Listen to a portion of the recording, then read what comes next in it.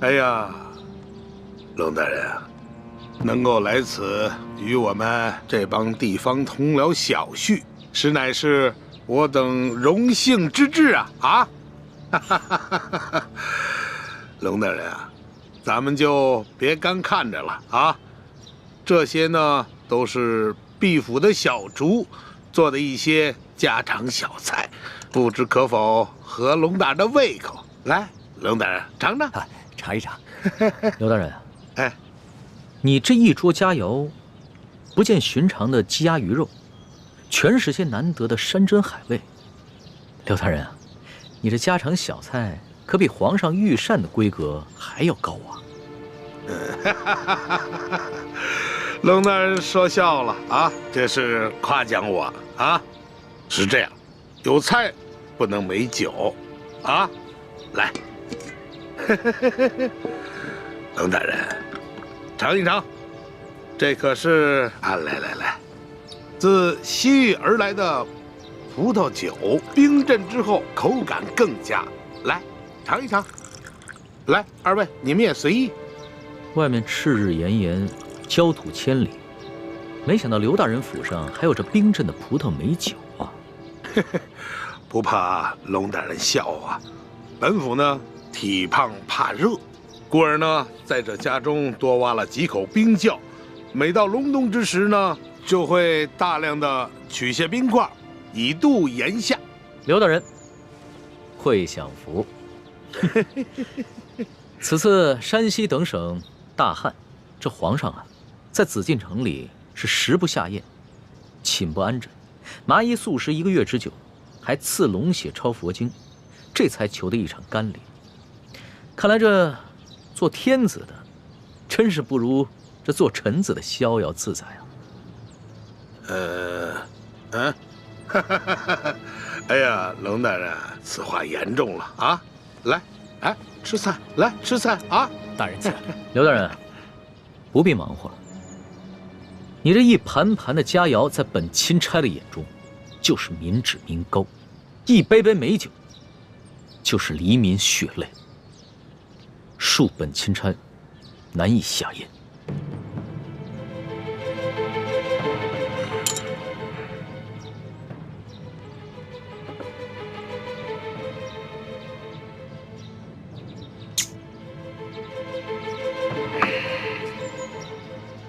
龙大人果然是忧国忧民呐，让我等十分惭愧啊！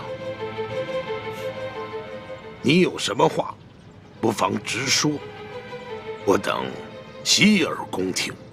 刘大人，咱们也不必拐弯抹角了。你我已算是心照不宣，我只要求刘大人做好3件事情。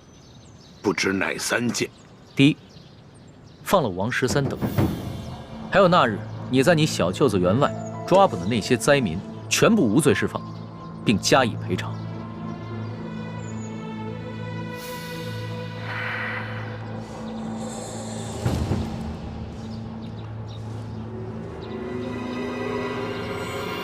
好，这就去办。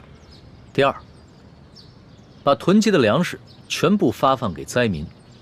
把那些借机哄抬粮价、大发国难财的奸商全部都抓起来，严惩不贷。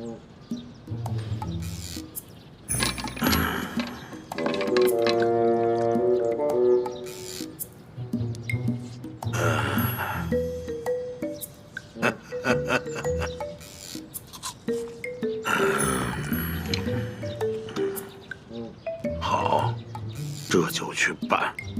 第三，交出赈灾银两的账目，并打开银库，让本钦差一一核查清楚。若有短缺，你等自行想办法补上，然后再跟本钦差一起，把这些银两发放给灾民。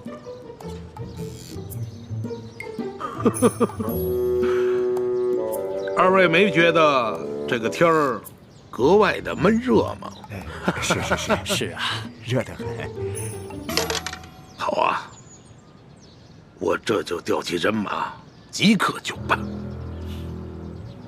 刘大人啊，你可不要敷衍本钦差啊！你们应该都清楚，眼下能否办好这3件事情，不仅关系到数十万灾民的生死，更关系到你等一干地方官员的前途和性命。本府明白。行，那本钦差就告辞了。宋大人，不必了。诸位大人，留在这儿，继续享用这些美酒佳肴吧，别浪费了。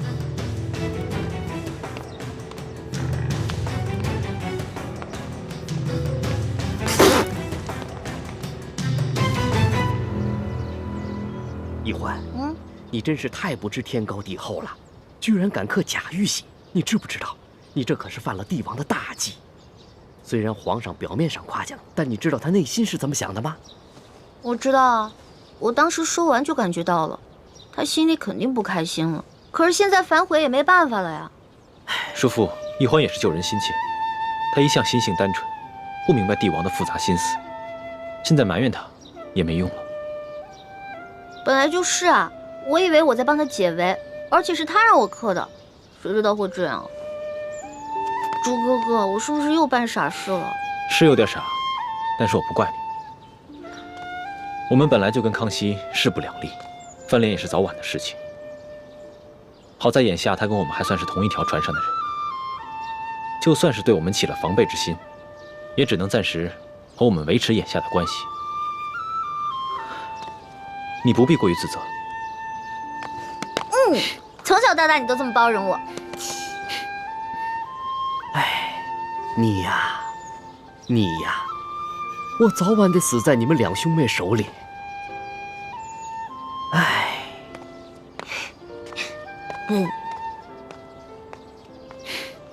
死在你手里。你呀，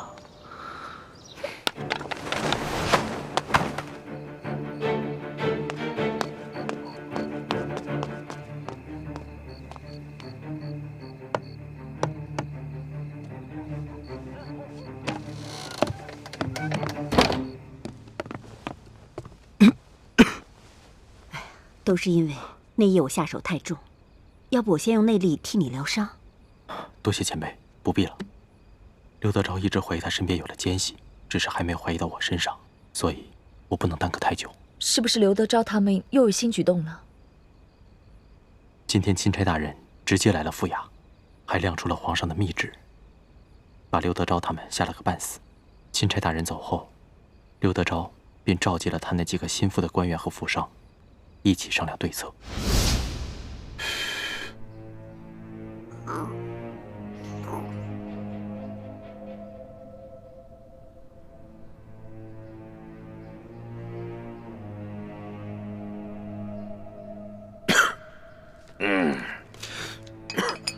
小官啊，你们几个脸上那个字儿还没洗干净啊？甭提了，也不知道那个姓艾的在墨汁里放了什么东西，我们搓了几天搓不下去。是啊，混蛋！等我抓到了他，我非扒了他的皮。哼，坐着聊啊！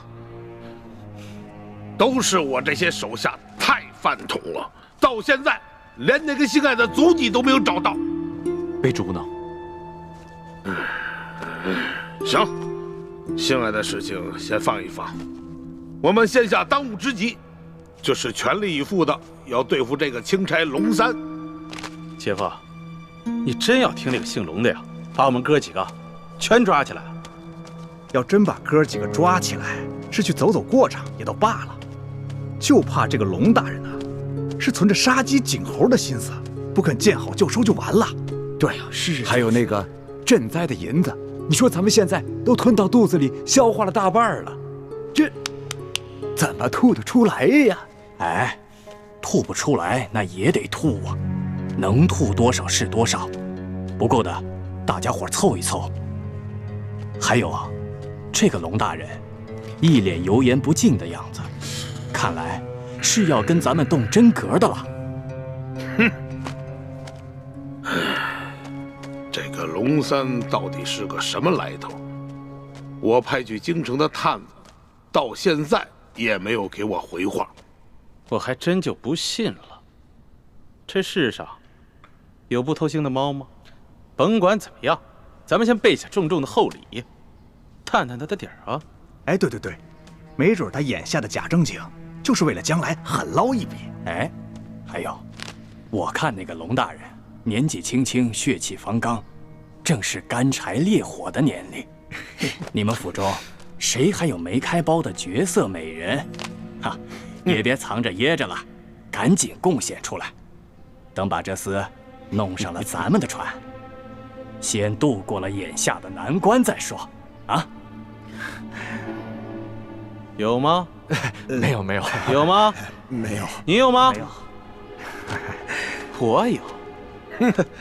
我府上啊，还真有这么一位美人，不但人长得美，性子温婉，而且弹得一手好琵琶。哎，姐夫，我原本可是要孝敬你的呀。你小子，哎呀，任这美人如何的貌美天仙，我现在已经没有这种心情了。也罢，让这个美人去试一试龙三。哎，秋贵啊，记好了啊，一定要查清楚这个女子的身份，不要再给我添乱子了。你放心吧，姐夫，她呀是一个孤女，我发现的时候都快饿死了，是我收留了她。锦衣玉食养着她，现在对我是感恩戴德，让她陪陪钦差大人，不为过吧？哎，不为过，就是。我想，二位一定也猜得出来，他们所说的这个绝色美人是谁吧？该不会就是婉欣妹妹吧？正是。婉妹知道裘贵要把她送给刘德昭，她以为只要进了刘府见着我们便有机会私奔，所以这几日她在裘府不哭不闹，还假意奉承裘贵。我本想等我伤好了把她救出来，可没想到这帮禽兽居然想让她去侍候钦差大人。裘贵这个禽兽，早晚有一天我要亲手宰了他。刘德昭等人若是把舒婉欣献给钦差大人，那他私自出逃，让人冒名顶替进宫之事就会暴露。所以我才急着来找你们报信儿，跟你们商量对策，但一直没找到机会，直到现在我才能偷偷溜出来。孟大哥，你还是来晚了。刚刚刘德昭的人已经接走了钦差大人，想来就是要行使这个计划了。什么？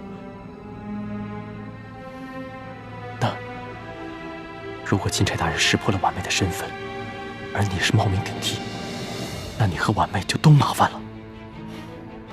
眼下之际，也只有我立刻赶去刘府，在舒婉欣被献给钦差大人之前，把她给劫走。好，那我现在就回去，暗中协助你们，希望一切还来得及。好。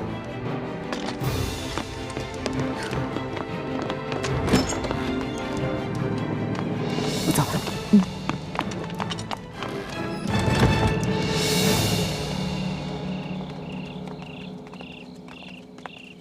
钦差大人，我家大人有要事要和大人商量，还请大人独自入厅，随行人员且留在厅外等候。那可不行，我是龙大人的贴身护卫，不能离开大人半步。哎，无妨。刘大人这么晚叫我过来，肯定是有好事，不会有什么危险的。你们就先在外面等着吧。哎，你那件背心穿了吗？主子，跟刘大人有事好好商量，千万别翻脸啊！你这么关心我？哎呀，我知道了，现在还不是翻脸的时候。大人这边走。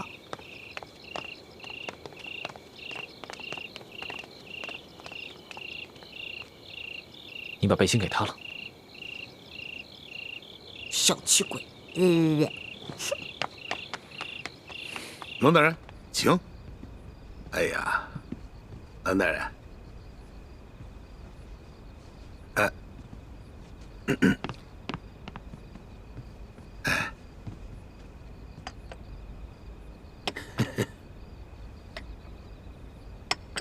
赶紧赶紧。是。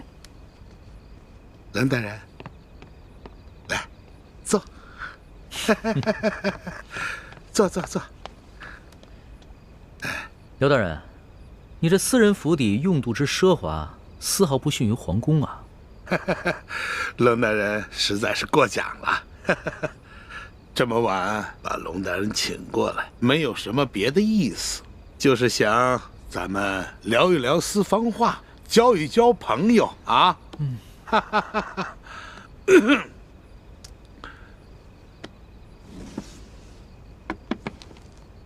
龙大人啊，这下面这一层的金银珠宝，是本地的同僚一点小小的心意。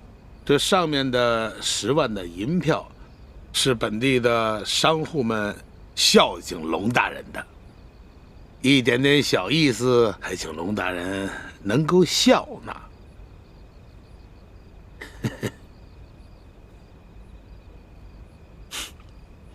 刘大人，这礼我暂且收下了。好，哈哈哈哈哈！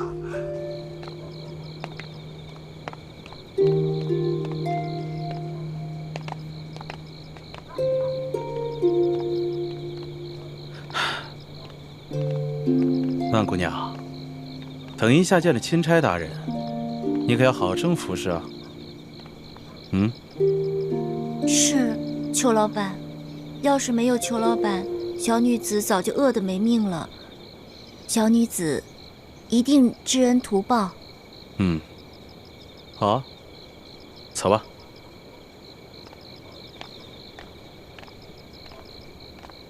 孟哥哥，你在哪里？等会儿听到我的琵琶声，你可一定要来救我呀！这礼呢，我已经收下了。刘大人要是有什么话，不妨开门见山的说吧。这龙大人果然是个爽快之人呐。好，那我就说，我知道，龙大人呢，今天看我在堂上审这个案子，不是十分的满意，我心里知道。可是龙大人啊，你是误会本府了。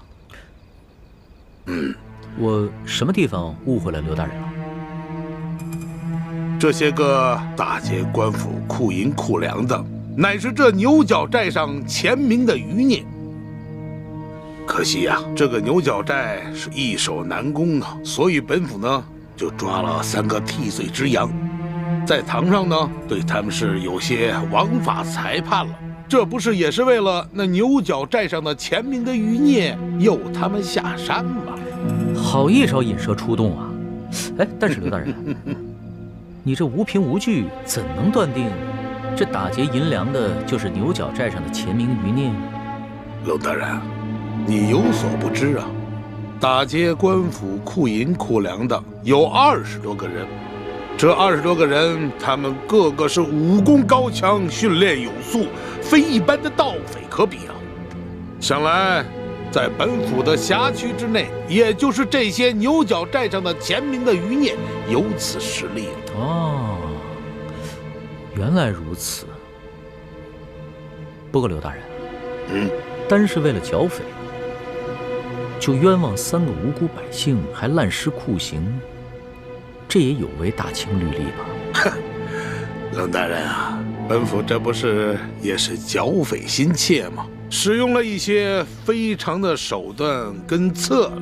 我知道啊，龙大人呢，你有些疑义，可是我不是也按照龙大人的吩咐，把这3个百姓给放了吗？啊，还有前些日子在裘国的庄园抓了几个闹事的灾民，不是也一律都给放了吗？不瞒你说呀，本府还赔了不少的银两。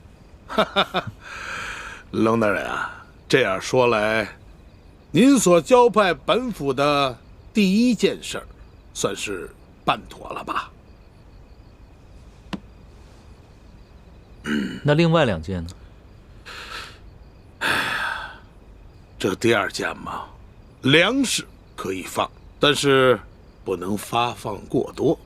多少呢？咱们就意思意思，能够让龙大人回去交差就可以了。至于那几个粮商嘛，他们一个个的跟本地的官员那是有着盘根错节的关系。龙大人啊，我看最好还是不要抓了。那赈灾银两，不瞒龙大人说呀，山西这些年那是天灾不断呐，府库的银子早已经是入不敷出了。这朝廷下拨的银子啊，根本就是不够啊。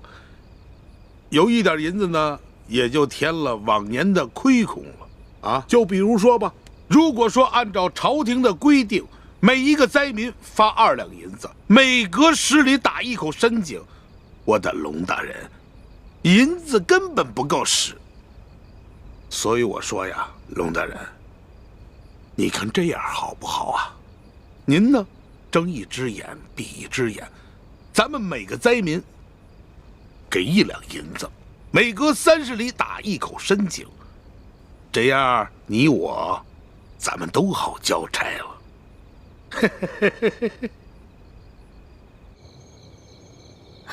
朱哥哥，你说这刘德昭单独把龙小弟招进去，到底想干什么呀？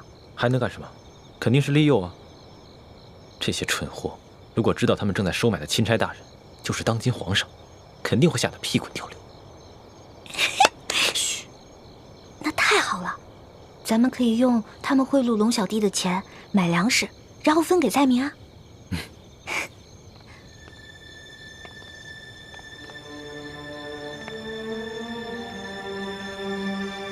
糟了，倾城，他怎么来了？她不是薛姐姐，她是舒婉欣。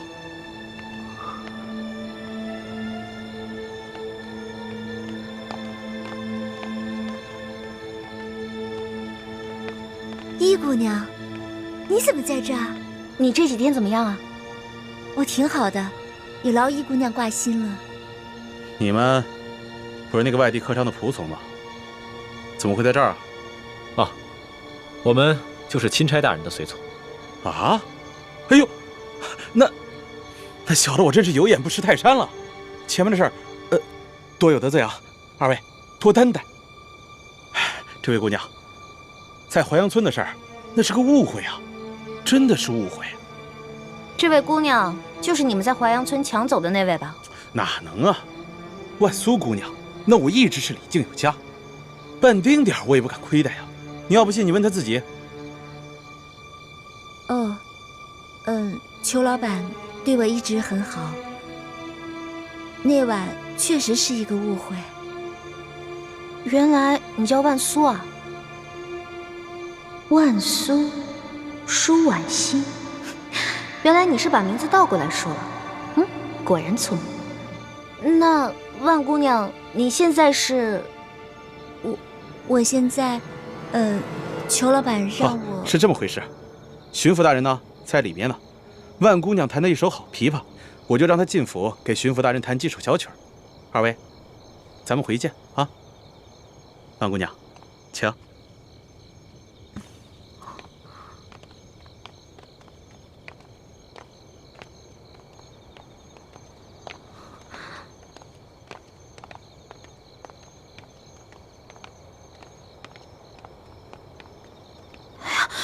朱哥哥怎么办呀？这个裘贵肯定想把舒婉欣献给刘德昭。有这个可能。那咱们赶紧想办法把舒婉欣救出来吧。现在不能轻举妄动，否则惊动了康熙，让他发现了舒婉欣，就会坏了大事。哦，对了，咱们去找孟祥和，让孟祥和把舒婉欣救出来，最好能马上带她私奔，这样雪姐姐也安全了。不行，距离10年之期还有20天。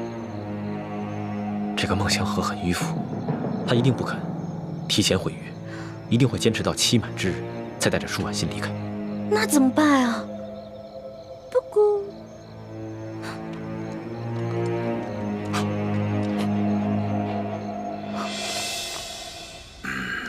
龙大人可否给一句话呀？刘大人，哎，你们做的每一件事情，都够得上杀头灭族的了。若你能及时悔改，方能有一线生机；若你还想着欺君罔上，那可真是无药可救了。龙大人的意思是不肯通融了。那些粮商可以暂且不动，但是粮食必须全部发放给灾民，亏欠的赈灾银两必须尽快补齐。每隔10里地打一口深井，是抗旱最有效的措施，千万不可敷衍。刘大人，言尽于此，你好自为之。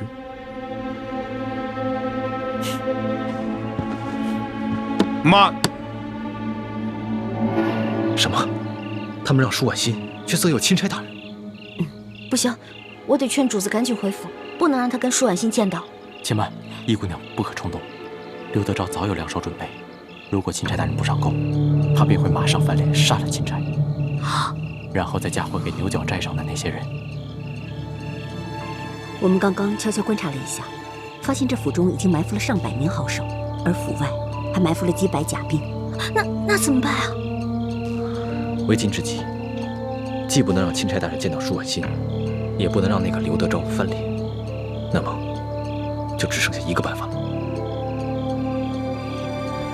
哎呀，龙大人啊，本府没有别的意思，就是呢，我现在还有一个特殊的礼物要进献给龙大人。什么特殊的礼物？这个礼物啊，十分特殊，在我另外一个小院之中，叫逍遥阁。来人呐！老爷，带龙大人去逍遥阁。嘿嘿，哎，大人请。哎，龙大人，哼，还是没有别的意思。给大人拿着。是。龙大人，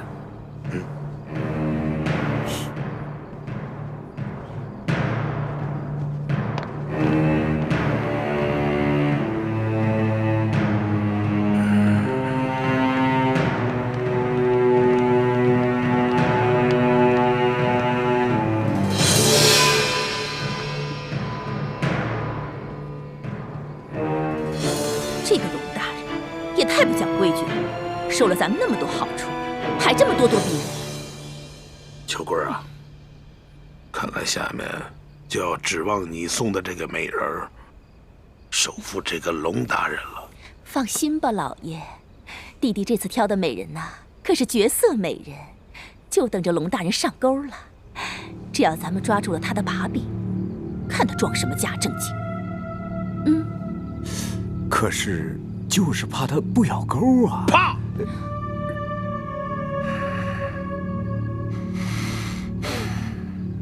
那就一不做，二不休。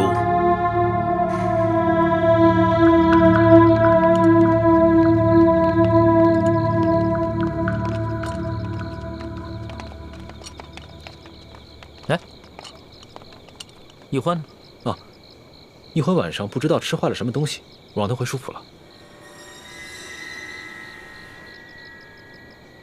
你先去前面等我。是。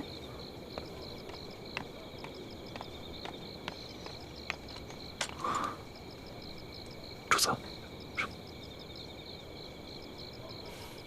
主子千万沉住气，否则今晚我们都不能全身而退了。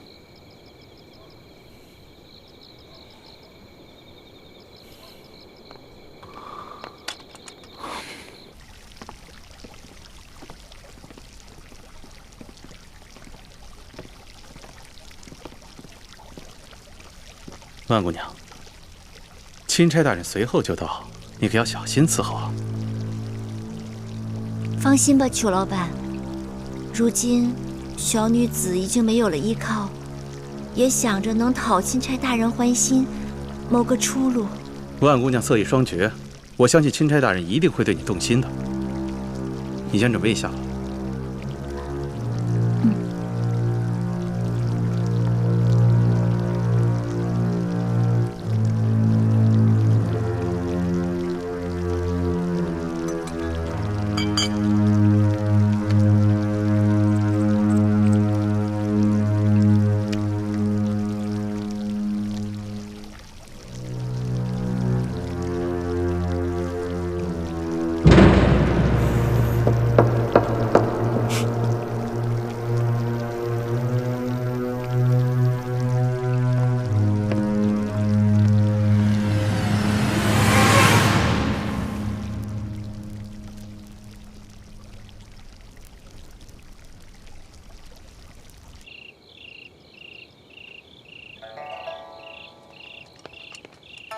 大人到了。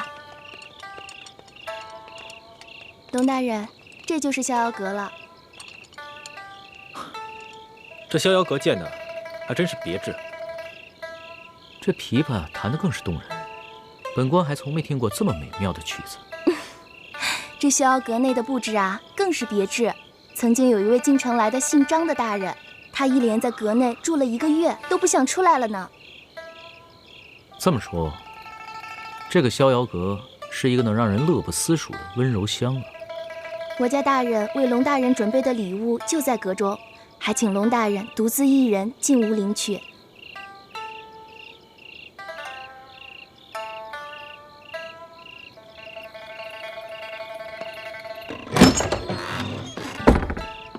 哎，护卫大人，你还是先去耳房待着吧。这不到天亮啊，估计龙大人是不可能出来了。啊，对了，这是我家大人给龙大人的礼物，您先收好了。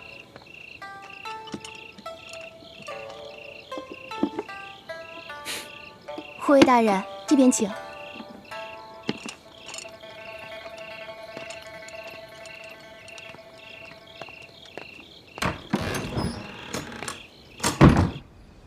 什么？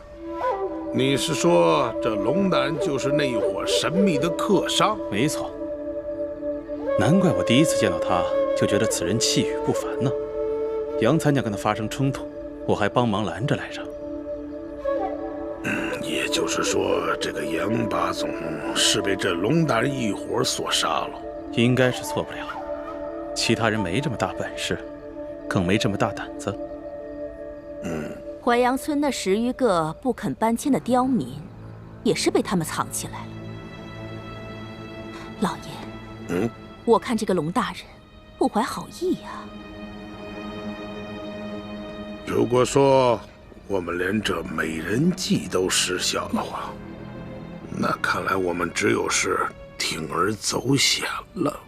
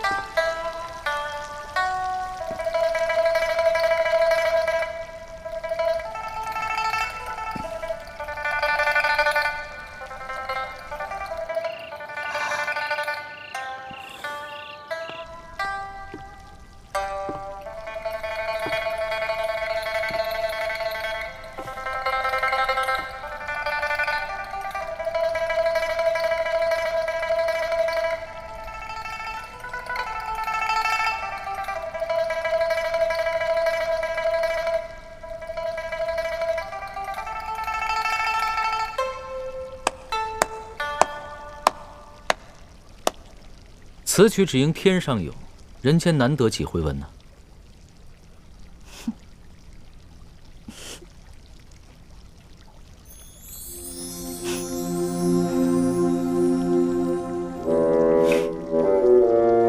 老大，你怎么是你啊？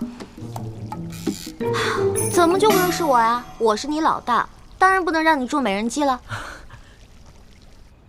祥和，本来你就有伤在身，还未痊愈，本不想辛苦你。可是我看这龙三的护卫个个都是一把好手，一般的兵士不是他们的对手，所以大人放心，卑职的伤不碍事。有你在，我就放心了。一会儿呢，见势不妙，咱们立刻动手。祥和呀，你不要管别的，你就负责缠住那个李护卫。卑职遵命。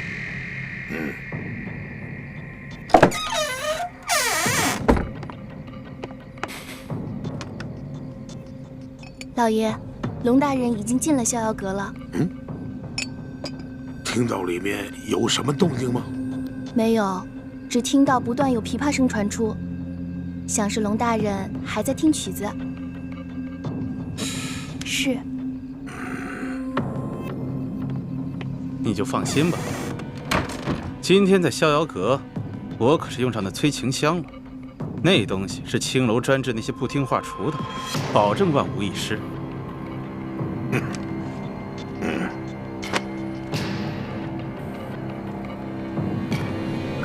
老大，我还是第一次看你打扮成这个样子。平时吧，就知道你刁钻古怪，没想到你还有这么温柔妩媚的一面。嘘，小点声，小心隔墙有耳。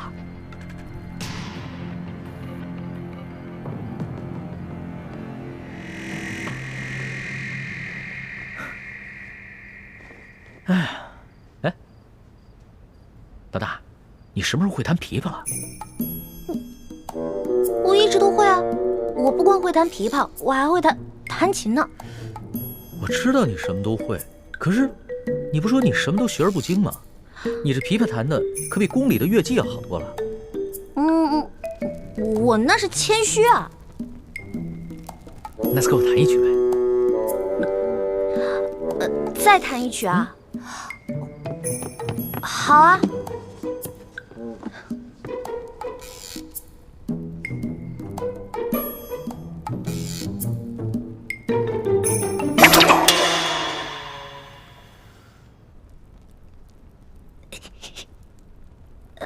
哎呀，你看，这个弦断了，弹不了了。怎么这么巧啊？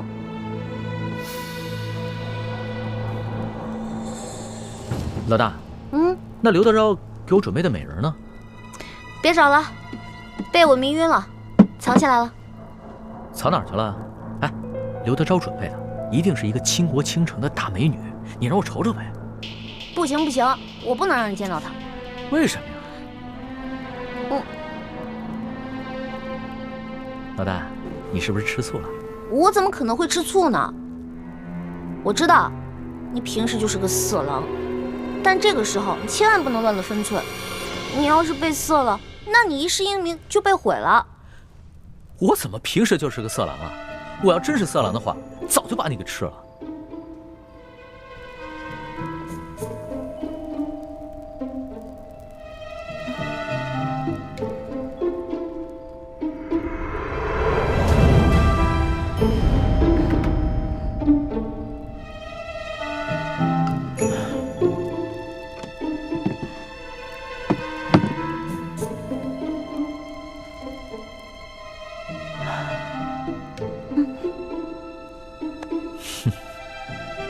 既然你都叫我色狼了，要不然我就把色狼这个名声给坐实了吧。干什么呢？你这是咸猪手，不，咸龙爪，离我远点。什么？强效催情香？没错，这强效催情香药效十分了得，任凭你什么甄夫烈女都抵挡不住。你手上可有解药？没有。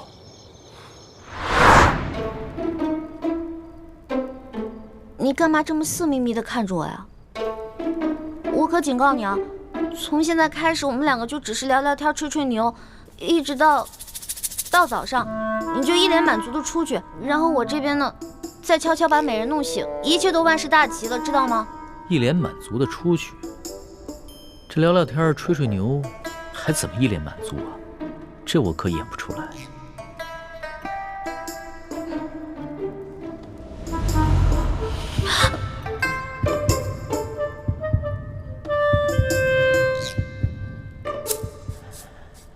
老大，你身上好香啊！那些池子里的花，应该和你身上的味道一样香吧？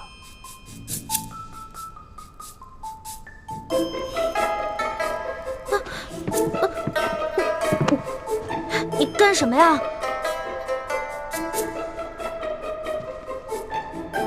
老大，你看这浴池这么华美，长夜漫漫，要不然一起共浴吧？不行。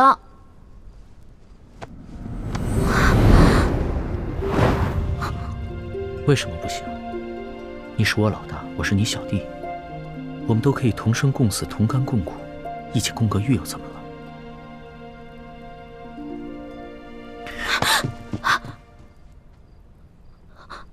了？龙小弟，你干什么呀？外面都是人，如果看到的话，看到咱俩就完了。刘府里的人都已经避开了，没有人会发现。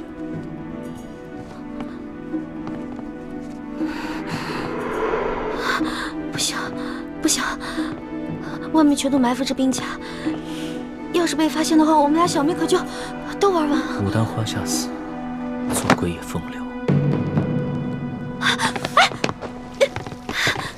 龙小弟，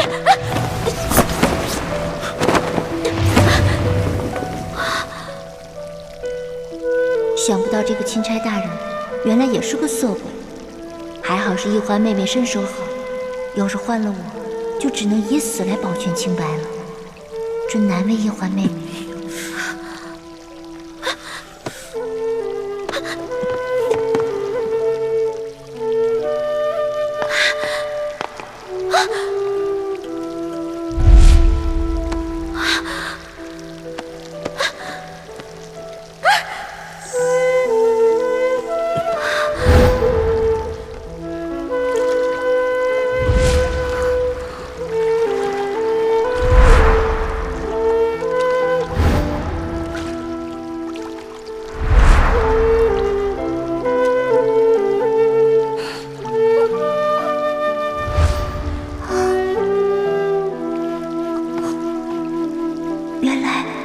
原来一环妹妹和这个钦差大人早有私情。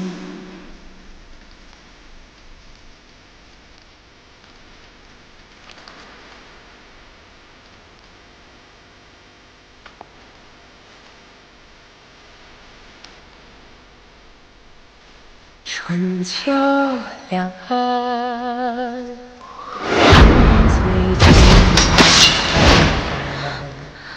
一生的缘，相信留于人世间，受我乾坤。这强效催情香药效十分了得，任凭你什么贞妇烈女都抵挡不住。你小子可有解药？没有。不过秋桂好像说了一嘴，要破此香，最有效的方式是痛。痛，没错，痛。待他们药效发作了，你趁机潜进去，用重手法点他们几处最生痛的穴道，如此，他们应该可以清醒。好。心中细流，回眼放清绝，回首一生。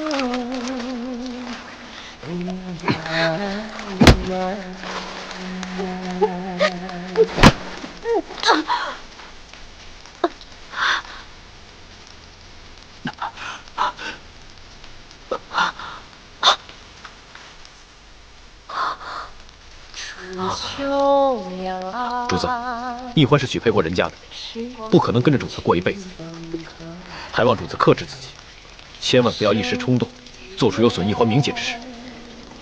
相信留于人世间，受我乾坤。卑职听到阁中不断传来调笑之声，还有追逐嬉戏声，后来还有落入浴池的溪水声，还有女子呼痛的娇呼之声。看来龙大人兴致很高。开在眉间，弹千秋。其实我刚才也不知道怎么了。你别再说话了，我们觉得刚才什么都没有发生过。刘德昭在这香炉里放了催情香，你们刚才都中招了。催情香？难怪我刚才只觉得意识模糊，怎么也控制不住自己。我一时之间寻不到解药，只能用重手法点了你们几处痛穴，刺激你们清醒过来。还请主子恕罪。这次多亏了你及时赶到，不然一换，将来只怕会恨我一辈子。环妹，你刚才也中了催情香，才会乱了神智，我不怪你。但是你要记住，你可是有夫之妇，千万不要做出玷污我们李家门楣之事，否则我永远不会原谅你的。你更不要害主子落下一个夺人之妻的恶名，有损他的威严。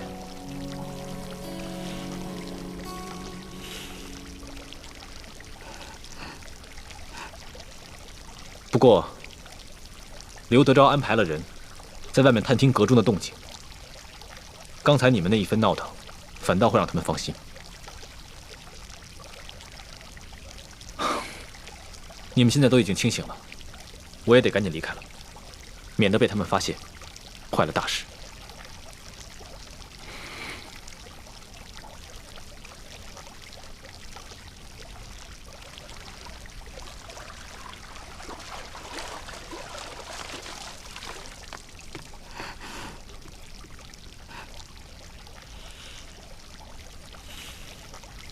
原来易欢妹妹和我一样，早已许配了人家，心中喜欢的却是另外一个人。我们倒是同病相怜了。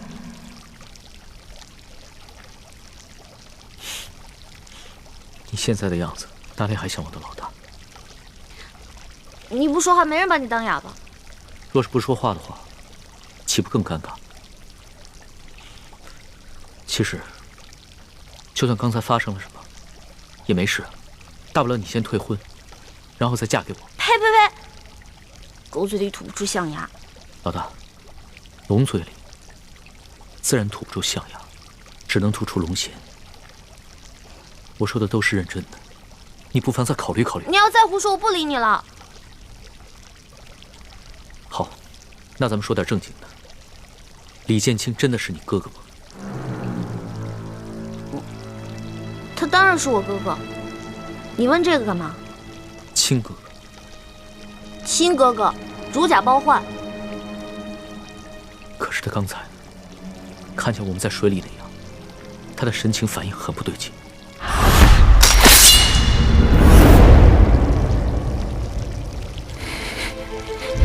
当时他很是气急败坏，似乎还曾想对我出手，连剑都拔出来。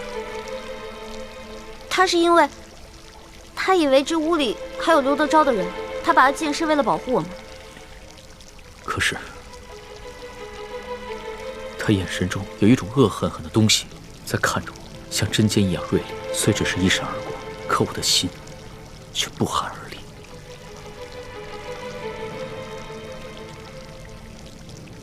原来龙小弟，你也有这么胆小的时候啊？可能吧。如果不是你说他是你的亲哥哥，我还以为他是你的未婚夫。你看你，越说越离谱了。他和我未婚夫从小一起长大，他肯定不愿意看到我在成亲之前出什么意外。你想想那些公主格格们，如果早已许配了人家，有别的男子打他们的主意，那你肯定也会不开心的。可能是我想多了吧。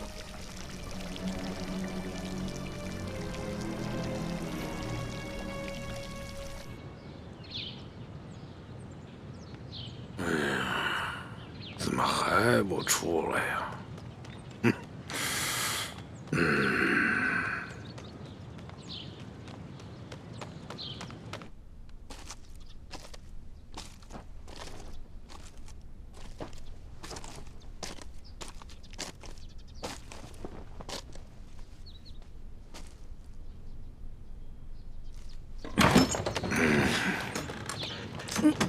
哎，哎呀，龙大人真是春风满面呀！啊，哎，对于下官送的礼物可还满意呀？挺好，有劳刘大人了。那就好。哎，龙大人，那就随本府到我书房，咱们把那个事情再重新的……不用在意了。就按照你说的安排吧。多谢龙大人。不过，这本钦差啊，毕竟是来视察官风的。眼下灾民闹事不断，又有这牛角寨的乱党在远处盯着，这本钦差啊，也不宜常来你府上见万姑娘，不是？是。所以啊，要不然你把这万姑娘安排到府外的一个地方住着，等本钦差回来京城以后，你再悄悄地把人送到京城，到时候我再纳她为妾，那不就免人口舌了吗？明白，本官明白。龙大人放心，我一定把此事给你办的是妥妥帖帖啊！此事简单，大人，我先在城东置办一所宅院，然后把万姑娘安置在那里。大人只要有空，就可以悄悄去会万姑娘。等到大人回京之后，我亲自护送万姑娘进京。如此一来，可保万无一失。刘大人，这裘老板做事极为妥帖啊！啊，我平时调教的好。主子，咱们先回书府吧。那先行告辞了。宋龙大人。哎，